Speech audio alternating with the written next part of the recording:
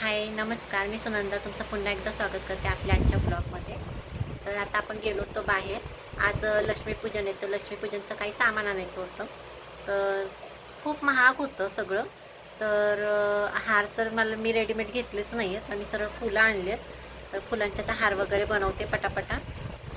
आपल्याला गाडीला, देवाराला आणि दरवाजाला असं 3 हार बनवायचे आहेत. तर फुलं घेतलीत मी डायरेक्ट. आता त्याचे मी हार वगैरे बनवून घेते. बघू आता आजचा दिवस कसा जातो आहे. तर आजचा पूर्ण ब्लॉग नक्की बघा. मी तुमच्यासोबत सर्व गोष्टी आज शेअर करेन. तर बघू आपण आता कसं काय करायचं ते, ठीक आहे. चला, तर इथं आम्ही हार वगैरे बनवायला घेतलेत. आज चकुलीच्या बाबांना सुट्टी आहे, कारण लक्ष्मीपूजन आहे, त्यामुळे सगळ्यांनाच सुट्टी असते. काही काही कंपन्यांमध्ये सुट्टी देत नाहीत, पण त्यांना सुट्टी आहे आज. तर आज त्यांचीच जबाबदारी आहे हार वगैरे बनवायची. तुम्ही तर प्रत्येक ब्लॉगमध्ये बघता ते जास्त घरात नसतात. तर आज सगळी जबाबदारी त्यांच्यावरच आहे. बघू आता ते किती पार पाडतात ते. तसं ते करतात, सगळ्या गोष्टी करतात. भले ते ब्लॉगमध्ये नसतील, पण ते खूप मदत करतात घरामध्ये. बारीक सारीक गोष्टीकडे त्यांचं खूप जास्त लक्ष असतं आणि जास्त ब्लॉगमध्ये येत नाहीत. त्यांना म्हणजे आवडतं असं नाही, थोडं त्यांना कम्फर्टेबल वाटत नाही, त्यामुळे ते जास्त नाही येत ब्लॉगमध्ये. आणि शक्यतो ते घरातच नसतात त्यामुळे मग ब्लॉगमध्ये घ्यायची तर बातच येत नाही. तर इथं आम्ही दोघं असं हार वगैरे बनवायला सुरुवात केली होती. त्यात चकुलीसुद्धा झोपून गेली होती. आम्ही जसं घरी आलो तशीच ती झोपून गेली होती, कारण खूप जास्त ऊन होतं बाहेर. ऑक्टोबर हीट खरंच चालू झाली आहे, त्यामुळे खूप जास्त कडक ऊन लागतं आहे. आणि मार्केटमध्ये गेलो तर खरं होतं, पण एवढी गर्दी होती ना. लक्ष्मीपूजन निमित्त सगळेच खरेदी करायला बाहेर पडले होते. खूप जास्त गर्दी होती, चालायलासुद्धा जागा नव्हती. तर हार वगैरे तर खूप म्हणजे एवढे महाग झालेत की काय सांगावं, की 100-200 काय रेट होते. तर विचार केला की आपले फुलंच घ्यावी सरळ आणि घरीच हार तयार करावा. तर इथं आम्ही 2 किलो फुलं आणली होती. तर घरीच हार वगैरे बनवायचं ठरलं होतं. मग तर बघू आता कसे हार वगैरे तयार होतात ते.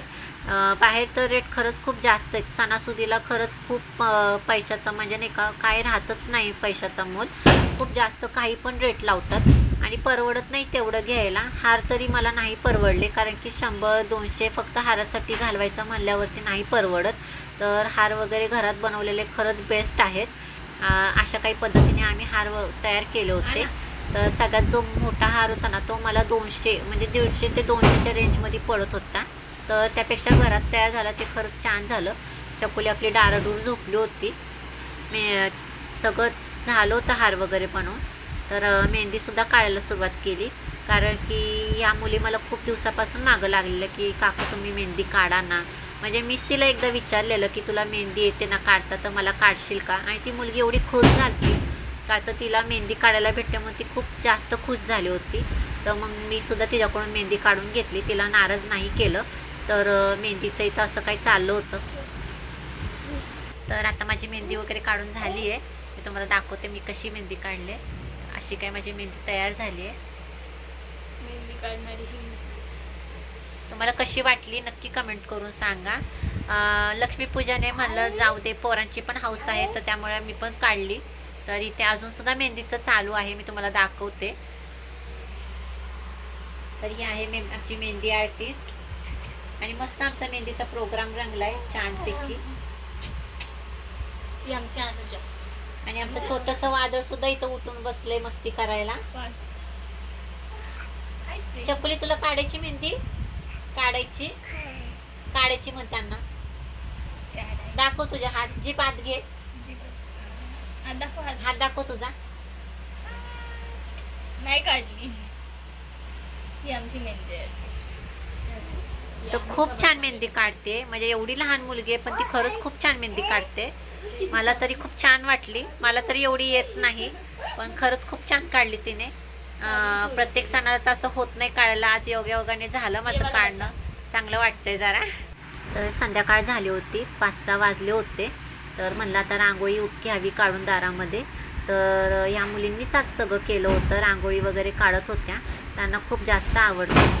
तर मी पण त्यांना काही मनाई केली नाही. म्हणलं काढा, तुम्हाला जशी येईल तशी काढा, मला काही प्रॉब्लेम नाही. इथे चकुलीसुद्धा आमची त्यांना मदत करत होती. मदत करण्यापेक्षा जास्त ती त्यांना त्रास देत होती. त्या बिचाऱ्या मुली तिला काहीच बोलत नव्हत्या. त्या बिचाऱ्या आपल्या काढत होत्या रांगोळी. तर मलाही कसं तरी वाटत होतं. चकुलीला मी किती वेळ म्हणत होती शांत बस शांत बस, पण लहान मुलांचं काय करायचं ना, मला तेच समजत नाही. एवढ्या आगाऊ झालेत ना की काय बोलायचं आता. चकुली तर खूप जास्त आगाऊ झाली आहे आजकाल. ती एवढी हट्टीपणा करते ना, म्हणजे मला काही बोलताच येत नाही तिला, आणि मारूही वाटत नाही, कारण की एवढी लहान आहे ती, तिला समजत नाही, त्यामुळे तर सगळ्या गोष्टी अडतात. ठीक आहे, आता हिची तर मस्ती तर अशीच चालू राहील. तर अशी काही रांगोळी या मुली काढत होत्या. खूप छान अगदी त्यांनी रांगोळ्या वगैरे काढल्या होत्या. आज सगळेच काही ना काही कामाला लागले होते. तशी चकुलीसुद्धा कामाला लागली होती. तिच्या छोट्या छोट्या हाताने ती मला देव धुवून देत होती. मला बघून अगदी नवल वाटत होतं, पण मला असं कळत नव्हतं की ती देव धुवत होती की पाण्यात खेळत होती. चला, देव तर धुवून झाले होते, मस्त देवपूजासुद्धा मांडली होती. तर अशी काही मी लक्ष्मीपूजनची तयारी केली होती.